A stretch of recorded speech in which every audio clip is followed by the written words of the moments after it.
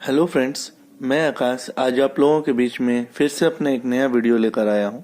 इस वीडियो में हम देखेंगे कि इलिप्स जो कि एक कोनिक सेक्शन का एक पार्ट होता है, एक कर्व होता है, तो इस इलिप्स को हम कोसेंट्रिक सर्कल मेथड के द्वारा कैसे हम बहुत ही सिंपल वे में बनाएंगे।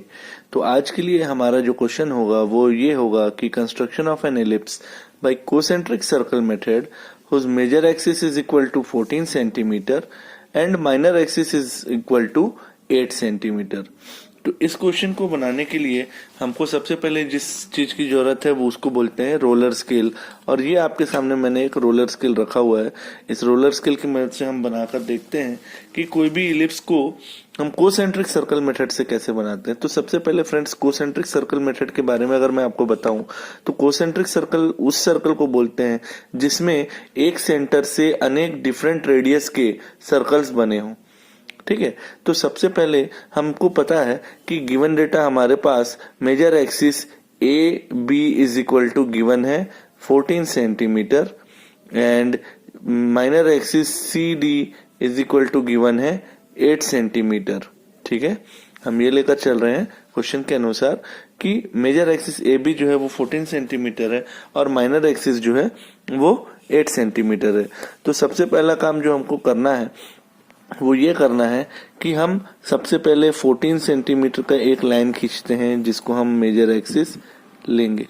ये हमारा 14 सेंटीमीटर तक यहाँ आ रहा है और ये आ रहा है, और इसके बाद इसका मिड पॉइंट भी लेना है तो हम इसे 7 सेंटीमीटर पे एक पॉइंट ले लेते हैं। तो हम देख रहे हैं कि हमारे पास यहाँ पर 3 पॉइंट है, ए बी, और यहाँ पर ये इसका सेंटर पॉइंट है। ठीक है, इस सेंटर पॉइंट को हम नेमिंग करते हैं O, और इस पॉइंट को हम नेमिंग करते हैं A, और इस पॉइंट को हम नेमिंग करते हैं B। अब हम देखते हैं कि हमको माइनर एक्सिस भी बनाना है और माइनर एक्सिस है 8 सेंटीमीटर।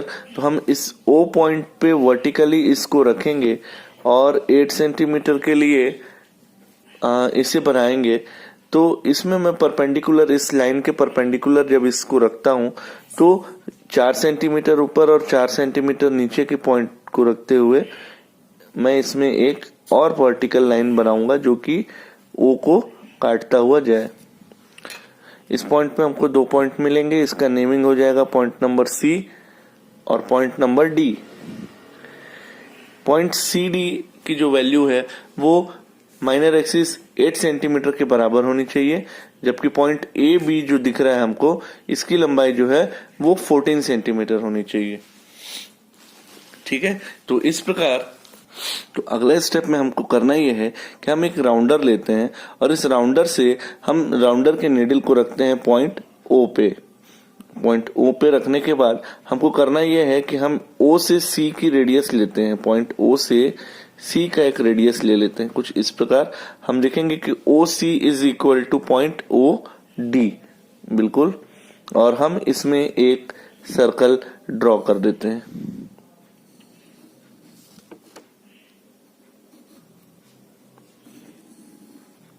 जैसे कि आप देख रहे हैं कि मैंने as a centre O and radius OC एक सर्कल ड्रॉ किया। अगले स्टेप में मुझे फिर ये करना है कि point as a centre O and now radius is equal to OA और OB, आप दोनों में से कुछ भी ले सकते हैं। सो मैंने लिया OA। आप देखेंगे कि ये लेफ्ट की ओर जाता है तो ये OB पॉइंट पर भी इंटरसेक्ट कर रहा है। तो अभी मैं क्या करूंगा कि इस OA के रेडियस से अगेन एक और सर्कल कंप्लीट करता हूं जिससे कि हमको एक कोसेंट्रिक सर्कल प्राप्त हो रहा है। कोसेंट्रिक सर्कल मतलब एक सेंटर से निकलने वाले 2 सर्कल। क्लियर है? अब आप देख रहे हैं कि यहाँ पर हमने 2 सर्कल बना लिए हैं जिसमें मेजर एक्सिस और माइनर एक्सिस को हमने प्लॉट किया है। अब फ्रेंड्स हमको करना ये है कि इस सर्कल को, इसमें 2 सर्कल दिख रहे हैं, दोनों सर्कल को हमको 12 बराबर भागों में बांटना है। 12 बराबर भागों में बांटने के लिए मैं इस प्रोटेक्टर का भी उपयोग कर सकता हूं या फिर सिर्फ इस राउंडर की मदद से भी मैं इस सर्कल को 12 इक्वल पार्ट्स में बांट सकता हूं। तो प्रोटेक्टर की मदद से तो हम सभी को इसके इक्वली डिवाइड करना जानते हैं, बट इस राउंडर की मदद से कैसे इस बड़े वाले सर्कल को 12 इक्वल पार्ट्स में बांटना है, आइए देखते हैं। तो सबसे पहले हम क्या करेंगे कि इसका सेंटर से O से A का रेडियस नाप लेते हैं और इस रेडियस को नापने के बाद हम ये करेंगे कि सबसे पहले मैं ये जो लाइन सीधी है इसको थोड़ा सा ऊपर तक आगे बढ़ा लेता हूं।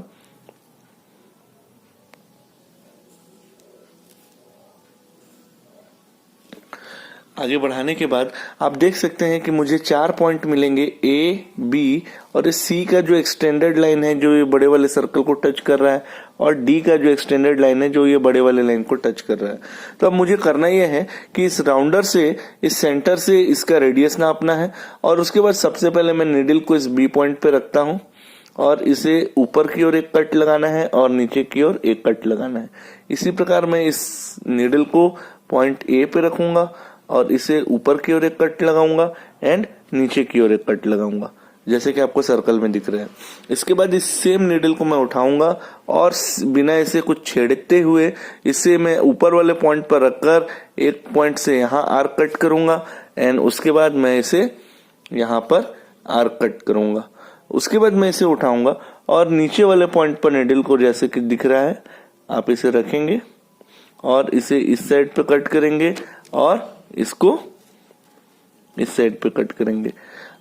तो फ्रेंड्स आप देख सकते हैं कि यहाँ पर हमको नए पॉइंट्स मिले हैं कुछ, 1 2 3 4 5 6 7 8 और पहले से हमको 4 पॉइंट पता था, ए बी और ये ऊपर में 2 पॉइंट और, मतलब 4। तो 8 और 4 टोटल हमारे पास 12 पॉइंट हो गए। तो इस प्रकार हम इस सर्कल को 12 इक्वल पार्ट्स में बांट सकते हैं। अब फ्रेंड्स हमें करना ये है कि अगले स्टेप में इस बाहर वाले सर्कल को, जो हमने 12 इक्वल पार्ट्स में पॉइंट्स बनाए थे, उन सभी पॉइंट्स में नेमिंग करेंगे। तो सबसे आसान तरीका ये होता है कि घड़ी के समान नेमिंग कर दें, जो कि हमको याद रखने में बहुत आसान होता है। तो सबसे पहले ये बाहर का पॉइंट है, इसको हम नेमिंग किए 1, इसको नेमिंग कर रहे 2, ये हो गया 3 4 5 6 7 8 9 10 11 एंड 12। अब आप देख सकते हैं कि मैंने इस सर्कल को 12 इक्वल पार्ट्स में बांटा और इसे 12 भागों में भी बांटकर मैंने इसका नेमिंग कर दिया। अब हमको करना यह है अगले स्टेप में कि इस सभी पॉइंट्स को इस O पॉइंट से जोड़ते हुए एक लाइन खींचना है। तो आप देखेंगे कि O और 7, मतलब 1 एंड 7 एक सिधाई पर आ रहे हैं, तो हम इन दोनों को जोड़ते हुए एक लाइन खींच देंगे। फिर आप देख रहे हैं कि 5 और 11 एक सिधाई पर आ रहे हैं, इस सर्कल को जोड़ते हुए हम इन दोनों को जोड़ते हुए लाइन खींच देंगे। देन आप देखेंगे 4 एंड 10, देन आप देखेंगे कि 2 एंड 8 एक सिधाई पर आ रहे हैं। जैसे ही हमने इसको जोड़ा, अब देखिए कि मैंने इस सर्कल को 12 इक्वल पार्ट्स में बहुत आसानी से बांट लिया। साथ ही साथ आप देख रहे होंगे कि इसके अंदर जो छोटा सर्कल है, स्मॉल सर्कल है, इस स्मॉल सर्कल को भी हमने 12 इक्वल पार्ट्स में बांट लिया है। तो करना कुछ नहीं है कि इन सभी स्मॉल सर्कल्स के 12 पार्ट्स को हमको फिर से नेमिंग करना होगा, और ऐसा नेमिंग जो यूनिक हो, जो बाहर के सर्कल में ना हो।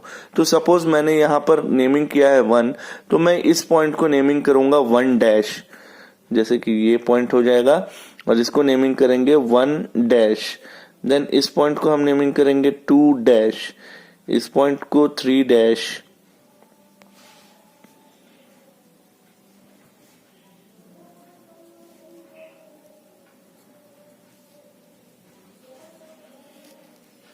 आप देख रहे हैं कि इसी प्रकार के क्रम में जाते हुए मैं 10 डैश, 11 डैश एंड ये फाइनली 12 डैश नेमिंग कर लिया। तो आप देख सकते हैं फ्रेंड्स कि हमारे पास 2 सर्कल है, जिसमें एक बड़ा सर्कल है और एक छोटा सर्कल है। दोनों सर्कल को हमने 12 इक्वल पार्ट्स में बांट लिया है। नेक्स्ट स्टेप में हमें करना ये है कि अंदर के जो सर्कल हैं, इसके लिए हमें हॉरिजॉन्टल लाइन पे स्केल को रखना पड़ेगा। लाइन ए बी पे हम स्केल रखते हैं, एंड देन अंदर वाले सर्कल के जो पॉइंट्स हैं उसको हम कंसिडर करेंगे। तो जैसे ही मैं इसको ऊपर की ओर ले जाऊंगा, तो आप देखेंगे कि 10 और 2 जो है वो एक सिधाई पर हमको दिख रहा है। 10 डैश एंड 2 डैश एक सिधाई पर आ रहा है, और यहाँ पर मैं क्या करूंगा कि 10 डैश से होता हुआ एक पॉइंट हल्का सा इधर की ओर लेफ्ट की ओर और 2 डैश से होता हुआ एक पॉइंट राइट की ओर ऐसा बढ़ाऊंगा। स्केल को फिर फिक्स करके रोल करते हुए ऊपर ले जाएंगे। आप देखेंगे 11 डैश और 1 डैश एक सिधाई पर आ रहा है। 1 डैश को लेफ्ट की ओर, 11 डैश को लेफ्ट की ओर एंड 1 डैश को राइट की ओर। इसके बाद आप देखिएगा कि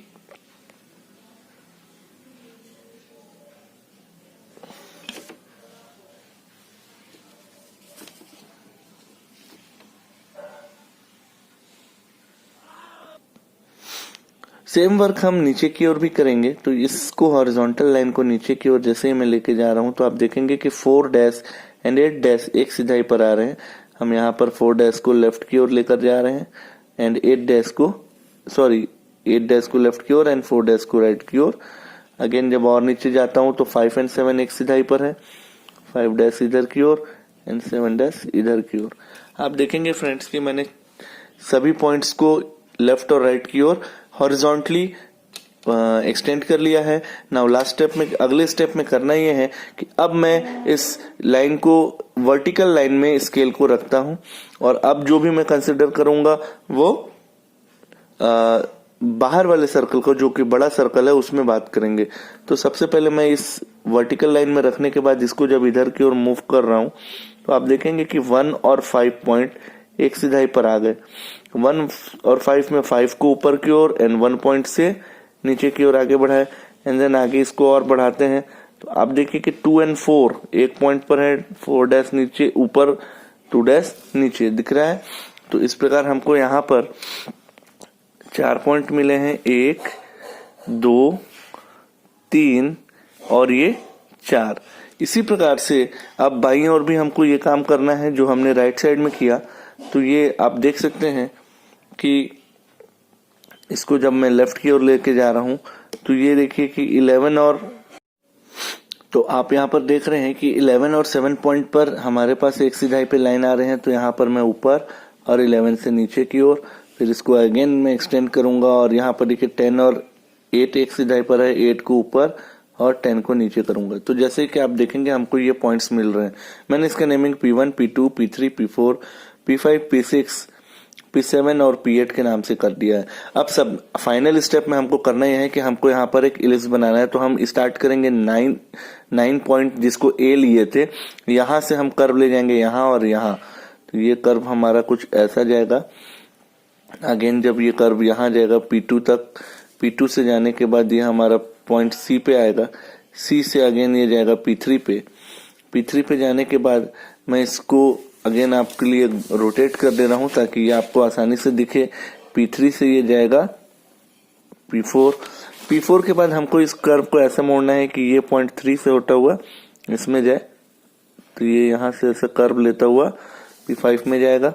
P5 से P6, P6 से D और D से P7 और फाइनली आप देख रहे हैं कि P7 से होता हुआ ये P8 और फाइनली P8 से ये आखिरी में इसको हम कर्व को बनाते हैं 9 में। तो ये कुल मिलाकर आपका एक इलिप्स जो है वो सामने बनकर रेडी हो रहा है। इसमें मेन चीज है कि AB आपका मेजर एक्सिस है, इस लाइन पे इलिप्स टच होना चाहिए एंड CD इसका माइनर एक्सिस है और इस लाइन पे आपका इलिप्स टच होना चाहिए।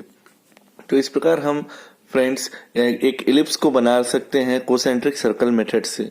तो इस प्रकार की और भी कोई जो वीडियोस हैं उनको देखने के लिए मेरे चैनल को सब्सक्राइब करें और इस वीडियो को लाइक करें, शेयर करें ताकि हम इसे ज्यादा से ज्यादा लोगों तक पहुंचा सकें।